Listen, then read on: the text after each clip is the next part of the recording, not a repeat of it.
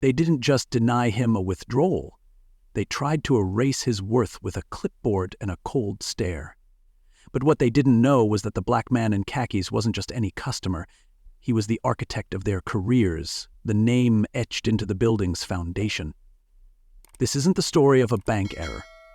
It's the story of what happens when a silent king is mistaken for a servant in his own castle. When his true identity is revealed, he'll show them who really holds the power here. Leave a comment below to let us know where you are watching from, and if you like fascinating stories like this, don't forget to hit that subscribe button. Because tomorrow we have another incredible story, and there are many surprises waiting for you in the next parts. Marcus Bennett stepped through the glass doors of Bennett Financial at exactly 9:00 a.m. Not with swagger, not with a crowd, but with the quiet certainty of a man who had built something from nothing. The sunlight spilled behind him like a spotlight, catching the polished tile floors that reflected the weight of the legacy he never boasted about. He wasn't here in a suit. He wasn't flanked by assistants or escorted to a conference room. He wore khakis, a light blue button-down, clean sneakers, and calm intent. He looked like any man in line. And that was the point. He didn't come to be seen. He came to withdraw $15,000, 0 cents, from his personal account, something dozens of other customers did every week without issue. But Marcus wasn't interested in just the transaction. He was there to observe, to make sure his institution, the one he built brick by brick, was living up to its values. What he didn't expect was to be greeted like a stranger in his own house, because as he stepped closer to the teller counter, what met him wasn't professionalism, it was indifference, sharp and clinical. Amy Carter didn't smile, didn't look him in the eye. She slid the clipboard toward him without a word, like she was passing a ticket to a man who had no right to be there. Marcus filled out the form without hesitation, slid it back with his ID, and waited. She glanced at the slip, saw the amount, and shoved it back. "We can't process this," she said, arms folded, tone flat. He watched her, measured her words like weights on a scale. Just moments earlier, he'd seen a white man in a gray blazer walk out with perhaps $20,000, 0 cents in cash. No clipboard, no questions. But now, the policy had changed, not because of the number, because of him. Victoria Sanders stepped out of the back like a verdict, wearing heels. Her smile was all polished charm and no conviction. She delivered corporate phrases like a surgeon using a dull scalpel, calculated, cold, and precise. She mentioned security protocols. She needed verification. But Marcus knew what was really being verified had nothing to do with numbers. It was skin deep, and when she gave the signal and the security guard approached like judgment in uniform, Marcus didn't raise his voice. He pulled out his phone, pressed record, and let the silence do what it does best: expose everything. They didn't remove him from the premises. They erased him from their comfort zone. Ethan Reynolds didn't shout, didn't threaten, didn't explain. He just grabbed Marcus by the arm with a grip made of centuries, not seconds. It was the kind of force people call protocol when they don't want to say prejudice out loud. Marcus didn't resist. He wasn't the one creating the scene.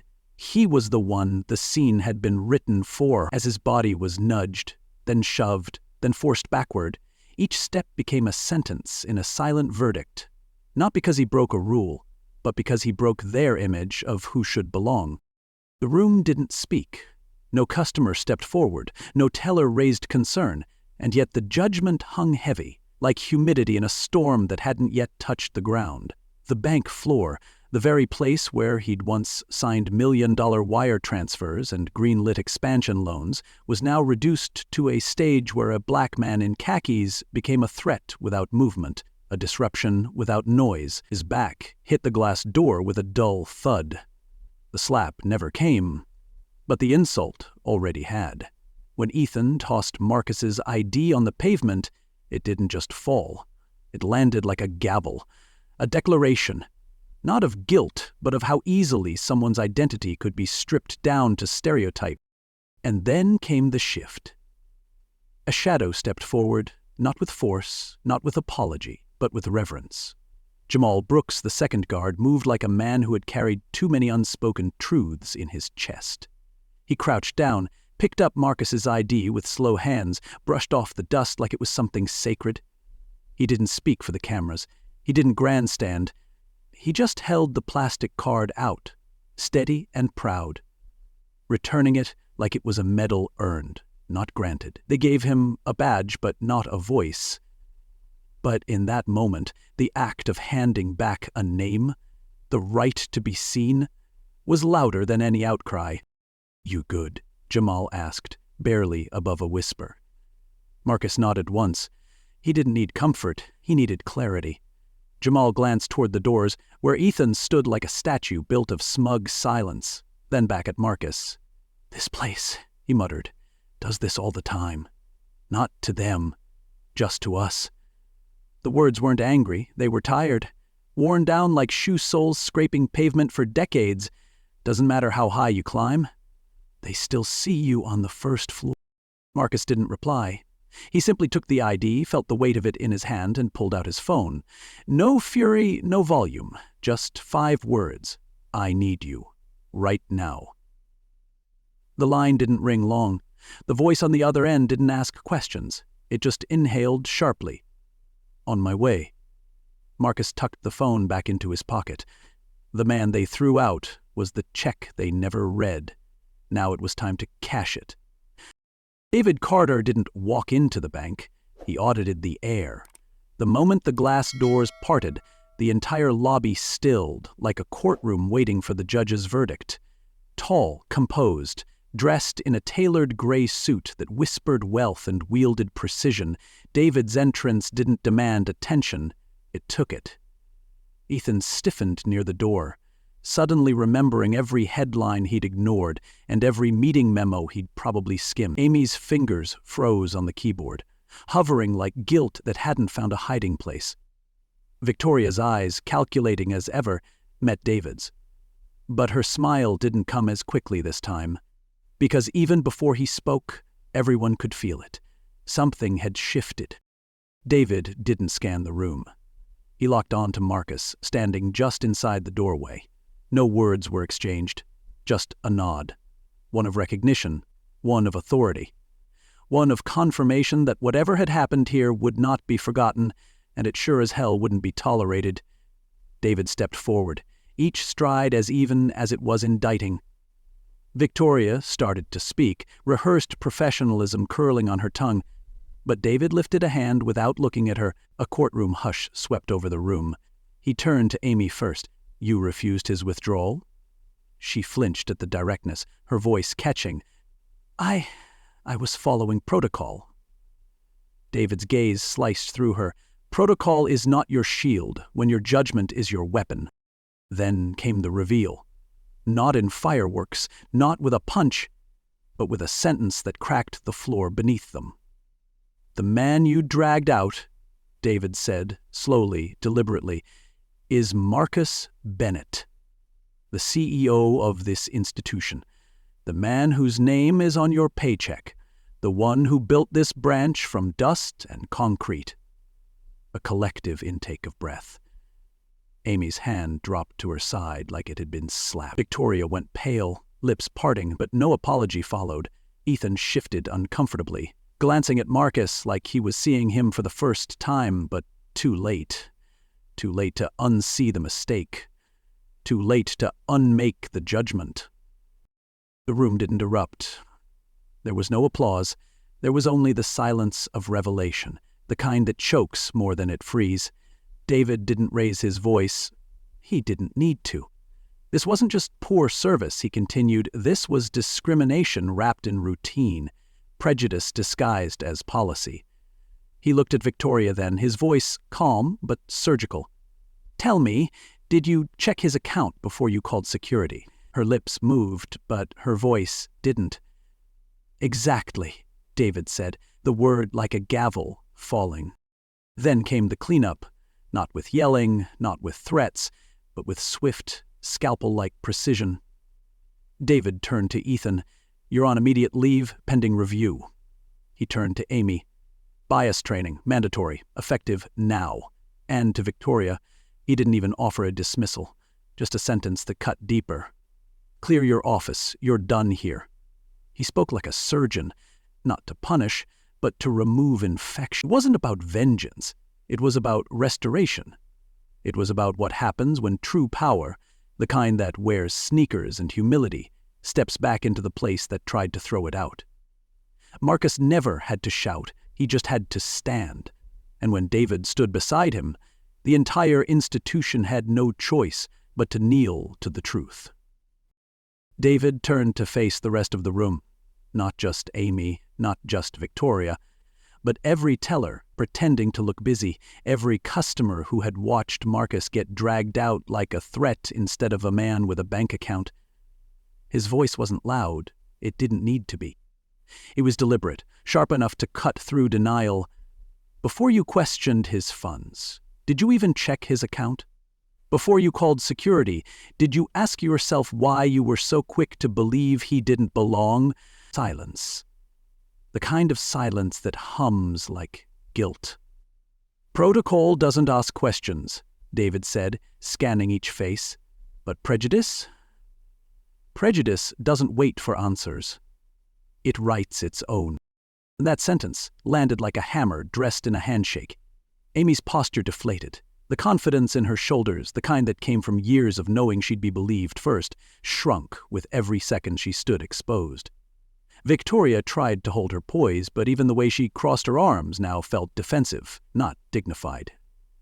They had spent years perfecting their tone, sharpening their professionalism, and yet here they were, crumbling not from rage, but from receipts. "You built a wall out of policy," David said, "but you forgot that paper burns, especially when the truth lights the match." Their silence wasn't defiance. It was disbelief.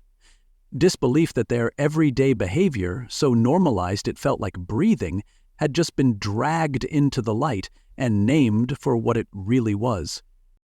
David didn't lecture. He dissected. "You didn't see a threat," he said. "You created one. Out of khakis, out of calmness, out of melanin." The discomfort in the room grew legs. Even the customers who once avoided eye contact were shifting now. The same people who had stood still when Marcus was shoved were now leaning forward, listening to the kind of truth they usually scroll past on their phones. "This isn't always loud," David continued. "It often wears a blazer, smiles politely, and calls itself protocol, but today it got caught, and tomorrow it gets retrained." Then he turned to Jamal, the only man in the building who'd shown dignity without needing authority. "What's your name?" David asked. "Jamal Brooks, sir." David nodded. "You're promoted. Effective immediately." Jamal blinked, unsure if he'd heard right. "We need more people who know how to return dignity, not just ID cards," David said. "And if the system trained you to see threat, then it's time we retrain the system to see humanity." Justice wasn't just a headline, it was a job title. And today, Jamal wore it like armor. No parade, no applause, just policy finally facing itself in the mirror. And not flinching. Mamie didn't say a word when Marcus returned to the counter. No forced apology, no eye contact, not even the stiff professionalism she'd used before. She just pulled her chair closer and began typing. Each keystroke echoed like a heartbeat in a silent room, mechanical and measured. The tension wasn't in what she said, it was in what she couldn't. The same woman who once pushed his ID aside now handled his withdrawal like she was defusing a bomb. She counted the money slowly, stack by stack, as if each bill came with a dose of shame. Marcus stood quietly, his presence no longer questioned, only respected by the room that had tried to erase it. She slid the stacks of crisp bills toward him. Her hands trembled ever so slightly, but Marcus didn't flinch. He didn't gloat, didn't lean into the silence to make her squirm. He just accepted what was his, What should have been his without debate. No small talk, no dramatics, just restoration. Amy had treated his withdrawal like a verdict. But Marcus? He treated it like breath. Necessary, unremarkable, and overdue.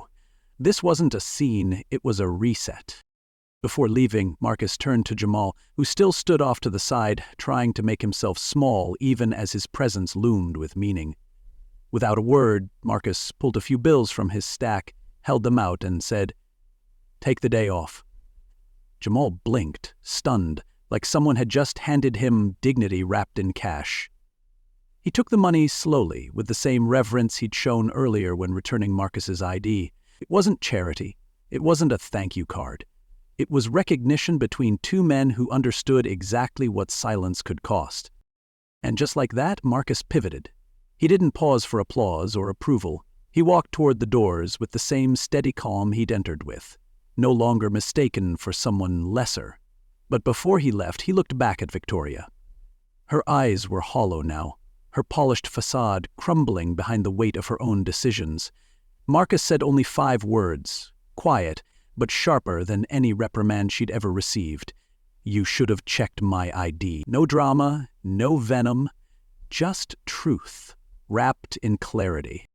Then he left. And this time, no one stopped him. No one questioned him. They just watched. Because power, when it's earned, doesn't exit like a customer, it walks out like a standard. David didn't just end the situation at the branch. He sent a memo, short, blistering, and unambiguous, to every manager across every Bennett financial office. Subject line: "Zero tolerance isn't optional." It outlined immediate bias retraining, comprehensive internal audits, and a system for anonymous reporting of discrimination. No department was exempt. It wasn't about Marcus anymore. It was about the people who didn't have Marcus's title, who couldn't call a David Carter, who didn't have the luxury of being recognized. "This is for everyone who is never Marcus," the memo read. "Because if this can happen to a CEO, imagine what we've allowed to happen to the voiceless." In one page, David shifted the entire company's posture, from reactive PR to structural reform. And then the domino tipped. Someone in the bank lobby had filmed Marcus being dragged out. The clip was only 27 seconds long, silent, shaky, but devastating. It hit social media before the end of the day, captioned with a single phrase, "Check the ID." Within hours, thousands were sharing it. Not because they knew Marcus, but because they'd been Marcus. Black women talked about being told their accounts were flagged for security concerns. Latino fathers shared stories of being asked for 2 forms of ID while the white customer behind them was waved through. Asian professionals recounted asking for home loans, only to be told to bring a parent next time. The hashtag grew teeth, not as a protest, but as proof. One card had tipped the whole damn chain. Under the glare of public attention, the story evolved from scandal to conversation. Newscasters debated subtle discrimination. Editorials asked when professionalism became a code word for profiling. But the real change wasn't in headlines.